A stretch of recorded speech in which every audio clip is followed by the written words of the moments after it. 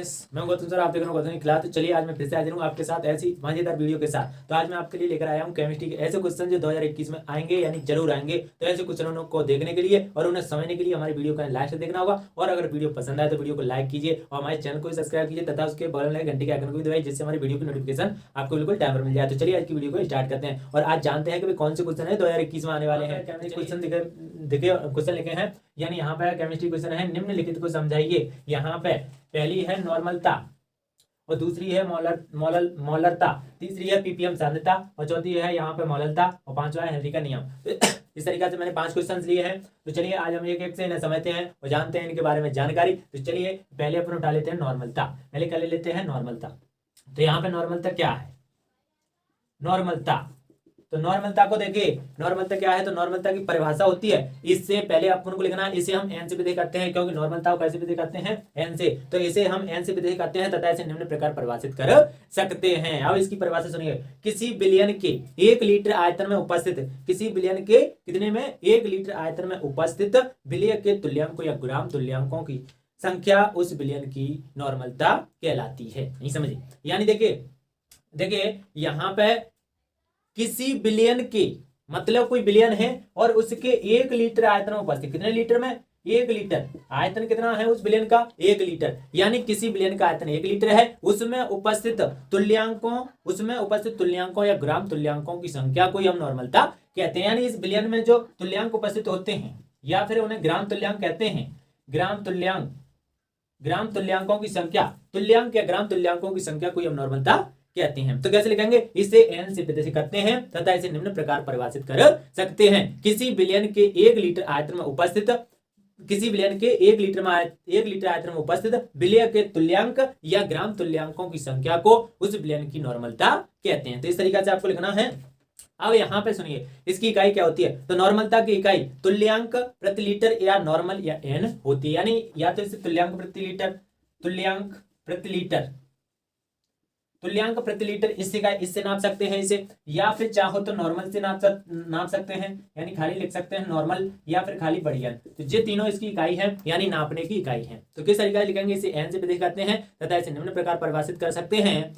किसी बिलियन के 1 लीटर आयतन में उपस्थित विलय के तुल्यांकों या ग्राम तुल्यांकों की संख्या को हम नॉर्मलता कहते हैं। यानी कोई बिलियन है और उसके 1 लीटर आयतन में उपस्थित विलय के क्या? तुल्यांकों या ग्राम तुल्यांकों की संख्या को हम नॉर्मलता कहते हैं। नॉर्मलता की इकाई क्या होती है भाई?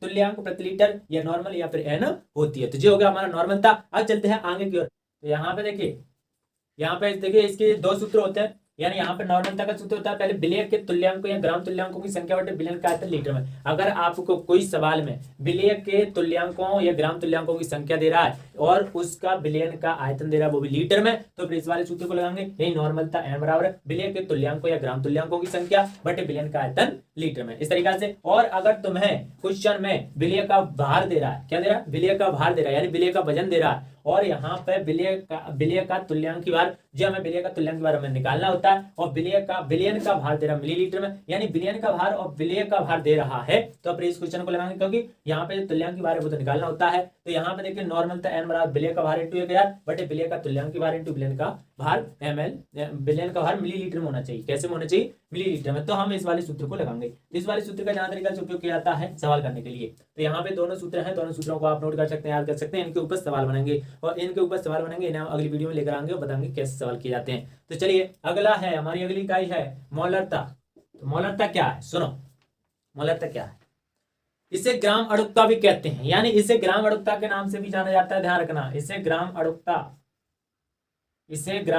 भी कहते हैं। इसे क्या कहते हैं? इसे ग्राम अड़ुकता भी कहते हैं। इसे बड़ी एम से विधेय करते हैं, यानी इसे कैसे विधेय करते हैं? बड़ी एम से। इसे ग्राम अड़ुकता भी कहते हैं तथा इसे बड़ी एम से विधेय करते हैं तथा इसे निम्न प्रकार परिभाषित किया जा सकता है। अब इसे की परिभाषा सुनिए। तो परिभाषा है, किसी बिलियन के 1 लीटर आयतन में उपस्थित विलय के मोलों की संख्या उस बिलियन की मॉलरता कहलाती है। यहाँ पे देखिए किसी बिलियन का 1 लीटर आयतन है। कितना आयतन है? 1 लीटर। कितना आयतन है? 1 लीटर आयतन में उपस्थित विलय के मूलों की संख्या, यानी विलय है जो इस बिलियन में जो विलय घुला है उसके मूलों की कितनी संख्या है, उसके मूलों की संख्या को हम नॉर्मल मूलों की संख्या को हम मॉलरता कहते हैं। तो यहाँ पे लिखेंगे कि इसे ग्राम अड़ुकता भी कहते हैं तथा इसे एम से विदेशी करते हैं तथा इसे निम्न प्रकार परिभाषित कर सकते हैं। किसी बिलियन के 1 लीटर आयतन में उपस्थित विलेय के मोलों की संख्या उस बिलियन की मोलरता कहलाती है। तो इस तरीके से तो यहाँ पे देख सकते हैं तो कोई बिलियन ले लो और उस बिलियन में उपस्थित जो विलेय होता है उसके मोलों की संख्या और बिलियन जो लेंगे उसका आयतन कितना होना चाहिए 1 लीटर। कितना आयतन होना चाहिए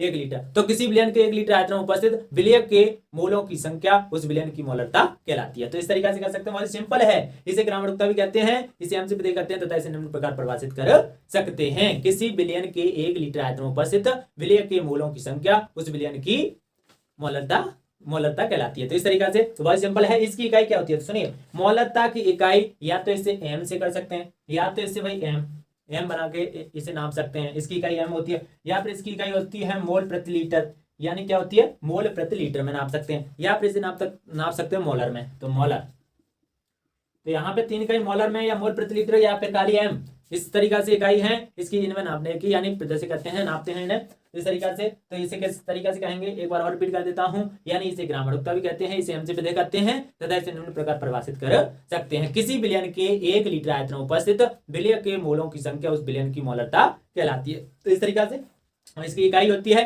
एम या मोल प्रति लीटर या फिर मोलर होती है। ठीक है, इस तरीका से। तो अब देखिए इसका सूत्र क्या होते हैं, यहाँ पे देखिए तो 2 सूत्र हैं, यानी मोलरता एम बराबर विलेय के मोलों की संख्या बटे बिलियन का आयतन लीटर में। तो इस सूत्र को लगा सकते हैं। अगर विलेय के मोलों की संख्या दी है, मोलों की संख्या दी है और बिलियन का आयतन दिया है वो भी लीटर में, तो इस वाले सूत्र को लगाइए। और अगर ये नहीं दिए हैं और उसमें दिया है विलेय का भार और उसमें दिया है बिलियन का आयतन और वो भी मिलीलीटर में, तो आप फिर इस वाले सूत्र को लगाएंगे सवाल करने के लिए। तो मोलरता एम बराबर विलेय का भार इंटू 1000 बटे विलेय का अणुभार। अणुभार भाई दिया नहीं रहता, अणुभार कई बार उस क्वेश्चन में दिया रहता है लेकिन कई बार हमें निकालना पड़ता है। तो यहाँ पे विलेय का अणुभार इंटू बिलियन का आयतन मिलीलीटर में। तो इस तरीके से इस पे सवाल बनते हैं बहुत सारे, ऐसे ही सवाल अगली वीडियो में। तो यहाँ पे विलेय का भार इंटू 1000 बटे विलेय का अणुभार इंटू बिलियन का आयतन मिलीलीटर में अगर ये दिया है तो इस वाले सूत्र को लगाएंगे। तो इसके 2 सूत्र हैं, दोनों को याद रखना। तो जाना खासकर इस सूत्र को, ये वाला सूत्र बहुत इंपॉर्टेंट है क्योंकि इसके ऊपर बहुत सारे सवाल बनते हैं। तो विलेय का भार दिया होगा और 1000 विलेय का अणुभार अपन को निकालना है, बिलियन का आयतन उसमें दिया होगा। तो लगाइए सूत्र, करिए सवाल। तो चलिए अगली इकाई देखते हैं। अगली है पीपीएम सांद्रता। पीपीएम सांद्रता क्या है सुनिए, पीपीएम सांद्रता बहुत ही सिंपल है। तो किसी बिलियन के 10 लाख भाग, किसी बिलियन के कितने 10 लाख भाग, जो भाग है ना, ध्यान रखना भाग, किसी बिलियन के 10 लाख भाग में विलेय के जितने भाग घुले रहते हैं उसे पीपीएम सांद्रता कहते हैं। यानी किसी बिलियन के 10 लाख भाग में कोई बिलियन है उसका 10 लाख वाला भाग है, यानी 10 लाख भार वाला भाग है। 10 लाख भार वाले भाग में जितने भाग घुले, मतलब विलेय के जितने भाग घुले रहते हैं, मतलब देखो बिलियन कितना है 10 लाख भाग और उसमें विलेय के जितने भाग घुलेंगे, जितने भाग घुलेंगे बिलियन, मतलब बिलियन जितना भाग, देखिए 10 लाख भार वाला तो बिलियन है और उसमें विलेय कितना घुलेगा, विलेय कितने भाग घुलेगा उसे ही हम पीपीएम सांद्रता कहते हैं। तो किसी बिलियन के 10 लाख भाग में, कितने में 10 लाख भाग में विलेय के जितने भाग घुले रहते हैं उसे पीपीएम सांद्रता कहते हैं। ठीक है, या पीपीएम सांद्रता द्वारा व्यक्त करते हैं। तो यहाँ पे क्या लिखेंगे कि किसी बिलियन के 10 लाख भाग में, क्या 10 लाख भाग में विलेय के जितने भाग घुले रहते हैं उससे हम, जितने भाग क्या लेते हैं घुले रहते हैं, उसे हम पीपीएम सांद्रता के द्वारा व्यक्त करते हैं। तो ये हमें लिखना बहुत ही सिंपल है। अब यहाँ पे देखिए पीपीएम सांद्रता का सूत्र क्या होता है। यहाँ पे सूत्र है पीपीएम, यानी विलेय का भार क्या में चाहिए, ग्राम में चाहिए। विलेय का भार होना चाहिए, वो भी ग्राम में होना चाहिए, इंटू 10⁻6 और बिलियन का भार ग्राम में। यानी विलेय का भार दिया और बिलियन का भार दिया है, वो भी दोनों ग्राम में, और कह रहा पीपीएम सांद्रता निकालो। तो तुरंत इस सूत्र को लगाइए, पीपीएम सांद्रता निकाल सकते हैं। तो यहाँ पे पीपीएम सांद्रता के लिए बिलियन का भार ग्राम में इंटू बिलियन का भार, विलेय का भार ग्राम में इंटू विलेय का भार ग्राम में इंटू 10⁻6 बटे बिलियन का भार ग्राम में। तो इस तरीके से सूत्र है, बहुत ही सिंपल है। पीपीएम सांद्रता में कुछ नहीं करना है। किसी बिलियन के 10 लाख भाग में विलेय के जितने भाग घुले रहते हैं उसे पीपीएम द्वारा व्यक्त करते हैं। तो पीपीएम का सूत्र होता है विलेय का भार ग्राम में इंटू 10⁻6 बटे बिलियन का भार ग्राम में। इस तरीके से। तो अगली इकाई को चलते हैं, वो है मोलरता। अगली इकाई है मोलरता। तो मोलरता क्या है सुनो, मोलरता को आज बड़ी एम से विधेय करते थे, लेकिन ये है मोलरता, इसे छोटी एम से विधेय करेंगे। तो सुनिए, इसे छोटी एम से विधेय करते हैं तथा इसे निम्न प्रकार परिभाषित कर सकते हैं। किसी बिलियन में 1 लीटर नहीं कहेंगे आप, किसी बिलियन में 1000 ग्राम या 1 किलोग्राम, 1000 ग्राम कह लो या उसे 1 किलोग्राम कह लो, बात है कि 1000 किसी विलयन में 1000 ग्राम या 1 किलोग्राम में घुले विलय के मोलों की संख्या उस विलयन की मोललता कहलाती। किस तरीके से कहेंगे सुनिए। तो यहाँ पे कोई विलयन है और जिसका हम पहले लीटर में आयतन ले रहे थे, लेकिन अब क्या करेंगे, किसी विलयन में 1000 ग्राम, 1000 ग्राम या 1 किलोग्राम, यहाँ पे या तो 1000 ग्राम ले सकते हैं, 1000 ग्राम, या फिर ले सकते हैं 1000 ग्राम या फिर 1 किलोग्राम, 1 किलोग्राम, 1000 ग्राम या 1 किलोग्राम। तो किसी विलयन में 1000 ग्राम या 1 किलोग्राम में घुले विलय के जो विलय घुला है, विलय के मोलों की संख्या उस विलयन की मोललता कहलाती है। तो किसी विलयन में 1000 ग्राम या 1 किलोग्राम में घुले विलय के मोलों की संख्या उस विलयन की मोललता कहलाती है। तो इस तरीके से मोललता है। मोललता किस तरीके, मोललता क्या होती है, तो 1000 यानी कोई विलयन है, उसका कितना आयतन लिया है, 1000 ग्राम या 1 किलोग्राम। तो किसी विलयन के 1000 ग्राम या 1 किलोग्राम में घुले विलय के मोलों की संख्या उस विलयन की मोललता कहलाती है। तो इस तरीके से इसे करेंगे। तो इसके बाद इसकी जो इकाई होती है, यानी इसकी इकाई होती है मोल प्रति किलोग्राम। क्या होगी, मोल प्रति किलोग्राम।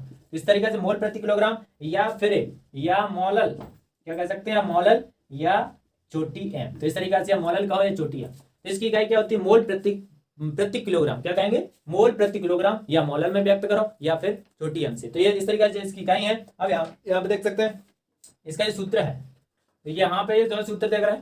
तो यहाँ पे मोललता एम बराबर विलय का भार इंटू 1000 क्या दिया है, जब विलय का भार दिया हो और विलय का अनुपात तुम्हें निकालना होता है और विलायक का भार दिया हो, यानी इसमें विलयन का कोई दिक्कत नहीं है, विलयन का भार दिया ना दिया, आयतन दिया हो ना दिया हो, लेकिन विलायक का दिया होना चाहिए, यानी विलय का भार और विलायक का भार, विलय का भार होना चाहिए और क्या का भार होना चाहिए, विलायक का भार। तो विलय का भार इंटू 1000 बटे विलय का अनुभार तो हम निकालते हैं और विलायक का भार ग्राम में। इस वाले सूत्र को लगा सकते हैं, यानी जे सूत्र से बहुत सारे सवाल हो सकते हैं यहाँ पे। तो यहाँ पे मोललता एम बराबर विलय का भार इंटू 1000 बटे विलय का अनुभार इंटू विलायक का भार ग्राम में। तो इस तरीके से। और अगला जो सूत्र है वो मोललता एम बराबर विलय के मोलों की संख्या बटे विलायक का भार किलोग्राम है, विलय के मोलों की संख्या बटे विलायक का भार किलोग्राम में। तो इस तरीके से है ये दोनों सूत्र, ये मोललता के। एक बार और परिभाषा बताता हूं, इसे छोटी एम से प्रतीक करते हैं तथा इसे निम्न प्रकार परिभाषित कर सकते हैं। किसी विलयन के 1000 ग्राम या 1 किलोग्राम विलयन में उपस्थित विलय के मोलों की संख्या उस विलयन की मोललता कहलाती है। इस तरीके से आप करेंगे। तो यहाँ पे इसकी इकाई होती है, इसकी इकाई होती है मोल प्रति किलोग्राम या मोलल या फिर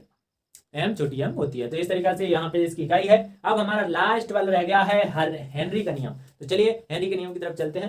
हेनरी का नियम क्या है, तो सुनो, हेनरी का नियम भी बहुत इंपॉर्टेंट है इस साल के लिए। तो यहाँ पे हेनरी का नियम है गैसों की द्रवों में विलयता, यानी जब कोई गैस द्रव में घुलती है, द्रव होता है उसमें घुले, यानी गैसों की द्रवों में विलयता को स्पष्ट करने के लिए, यानी द्रव में जो गैस घुलती है उसको स्पष्ट करने के लिए हेनरी नामक वैज्ञानिक ने एक नियम का प्रतिपादन किया, जिसे हेनरी का नियम कहते हैं। इस तरीके से लिखना है। तो देखिए, गैसों की द्रवों में विलयता को स्पष्ट करने के लिए, यानी गैस होती हैं उनकी द्रवों में, क्या में, जो द्रव होते हैं द्रवों में विलयता, यानी जो गैस द्रवों में कितनी घुल रही है, कितनी मात्रा में घुल रही है। तो गैसों की द्रवों में विलयता को स्पष्ट करने के लिए हेनरी नामक वैज्ञानिक ने एक नियम का प्रतिपादन किया, जिसे हेनरी का नियम कहते हैं। तो किस तरीके से कहेंगे कि हेनरी का नियम किस तरीके से कहेंगे, गैसों की द्रवों में विलयता को स्पष्ट करने के लिए हेनरी नामक वैज्ञानिक ने एक नियम का प्रतिपादन किया, जिसे हेनरी का नियम कहते हैं। इस नियम के अनुसार क्या होता है, इस नियम के अनुसार स्थिर ताप पर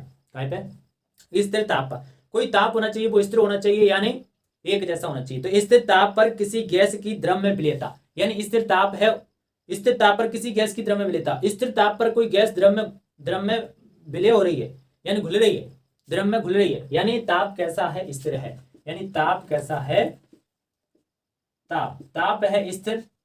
तो स्थिर ताप पर गैसों की द्रवों में विलयता, किसी गैस की द्रव में विलयता गैस के दाब के समानुपाती होती है, यानी कोई गैस है, कोई गैस की द्रव में विलयता, किसी गैस की द्रव में विलयता, क्या में, द्रव में अगर कोई गैस घुले तो उसका जो दाब होगा, यानी वो क्या के समानुपाती होगी, गैस के दाब के समानुपाती होती है। तो सुनिए, स्थिर ताप पर किसी गैस की स्थिर ताप पर, यानी ताप कैसा है, स्थिर ताप पर किसी गैस की द्रव में विलयता गैस के दाब के समानुपाती होती है, यानी स्थिर ताप पर किसी गैस की द्रव में विलयता, यानी स्थिर ताप कैसा है, स्थिर। तो स्थिर ताप पर किसी गैस की द्रव में विलेयता गैस के दाब के समानुपाती होनी है, द्रव विलेयता गैस के दाब के समानुपाती होती है, अर्थात करके लिख सकते हैं। यहाँ पे क्या लिखेंगे, अर्थात। अर्थात यहाँ पे देखिए इस ताप पर किसी गैस की द्रव में विलेयता, यानी द्रव में विलेयता को हम से पता करते हैं, द्रव में विलेयता गैस के दाब के समानुपाती होती है, गैस का दाब यानी P, तो यहाँ पे M समानुपाती P हो जाएगा। यहाँ पे समानुपाती के निशान को अगर आप हटाओगे तो यहाँ पे KH क्या आ जाएगा, नियतांक क्या आ जाएगा, KH नियतांक आ जाएगा। तो यहाँ पे KH का हमें क्या निकालना है, मान, तो इस P को कहाँ ले आएंगे, नीचे, तो P आ जाएगी M के नीचे, तो यहाँ पे हो जाएगा KH बराबर P बटे M, इस तरीके से हो जाएगा। तो क्या होगा, KH बराबर P बटे M, यानी KH का मान निकालना है तो P को कहाँ ले आएंगे, M के, सॉरी P को कहाँ ले आएंगे, M के नीचे, तो यहाँ पे M बटे P होगा, यानी P यहाँ पे M के नीचे आएगी। KH का मान निकालना है तो P गुणा में दी इधर आएगी, तो क्या आ जाएगी भाग में, यानी M के कहाँ पहुंच जाएगी, नीचे, तो यहाँ पे KH बराबर M बटे P। यहाँ पे जो KH है, यहाँ KH क्या है, हेनरी नियतांक है, क्या है, हेनरी नियतांक। यहाँ पे जो KH है वो क्या है, हेनरी नियतांक है। तो कैसे कहेंगे, स्थिर ताप पर किसी गैस की द्रव में विलेयता गैस के दाब के समानुपाती होती है। तो यहाँ पे पहले अगर शुरू से कहें तो गैसों की द्रवों में विलेयता को स्पष्ट करने के लिए हेनरी नामक वैज्ञानिक ने एक नियम का प्रतिपादन किया जिसे हेनरी का नियम कहते हैं। इस नियम के अनुसार स्थिर ताप पर किसी गैस की द्रव में विलेयता उस गैस के दाब के समानुपाती होती है, अर्थात लिखेंगे M समानुपाती P। तो M बराबर समानुपाती को हटाएंगे तो KH नियतांक आएगा, यहाँ पे P, यहाँ पे KH नियतांक का अगर मान निकालना है तो P M के कहाँ बन जाएगी, नीचे, तो क्या हो जाएगा M बटे P, तो KH बराबर M बटे P, तो यहाँ पे KH हेनरी नियतांक है। तो इस तरीके से तुझे मैंने आज 5 इकाइयां कराई हैं, यानी 5, तो यहाँ पे जी तो कंफर्म है कि जी 2021 के पेपर में जरूर आऊंगी। तो 2021 के पेपर के लिए अगर ये आपने 5 कर ली तो बाहर नहीं जाएगा, 2021 में इनमें से एक ना एक इकाई आनी है। इसलिए यहाँ पे 2021 के लिए इन क्वेश्चनों को, यानी जो मैंने 5 हेडिंग बताई हैं उनको जरूर करके जाएं, क्योंकि ये पेपर में आने के लिए बहुत तरीका से तैयार है पूरी तरह से, तो इसलिए इनको करके जाएं। तो संभव है कि आपको समझ में आया होगा, और आज के लिए इतना ही, फिर मिलते हैं ऐसी किसी अगली वीडियो में, तब तक के लिए जय हिंद, जय भारत।